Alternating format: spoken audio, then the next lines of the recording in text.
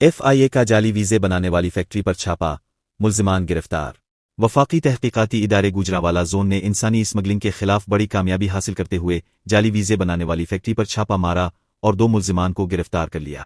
Report के मुताबिक ये कार्रवाई शादमान कॉलोनी में खुफिया इत्तला पर की गई, जहां जाली वीज़े और दीगर सफरी दस्तावेजात बनाने का नेटवर्क चलाया जा रहा था।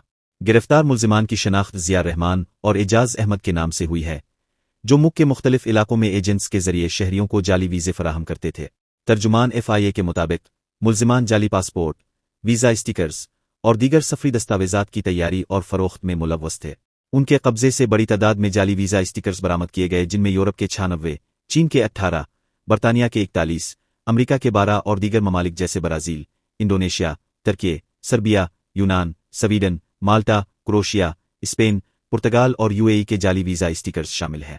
छापे के दौरान मुल्जिमान से 20 पाकिस्तानी और 31 गैर मुल्की पासपोर्ट, 95 जाली स्टाम्प्स, जाली रिहायशी cards, bank deposit slips, immigration stamps, lamination मशीनें और दीगर सामान भी बरामद हुआ। मजीद बरामद होने वाली अशिया में चैम्बर ऑफ कॉमर्स के जाली cards, student cards, mobile phones और जाली दस्तावेजात बनाने में इस्तेमाल होने वाली मशीनें शामिल हैं। FIA के मुताबिक गिरफ्तार मुल्जिमान एक मुनज़्ज़म नेटवर्क का हिस्सा हैं, जो मुख्तलिफ एजेंट्स के साथ मिलकर इंसानी स्मगलिंग में मुलव्वस है। ये नेटवर्क सादा लौ शहरियों को भारी रकूम के इवज़ जाली सफरी दस्तावेजात फराहम करके धोखा देता था।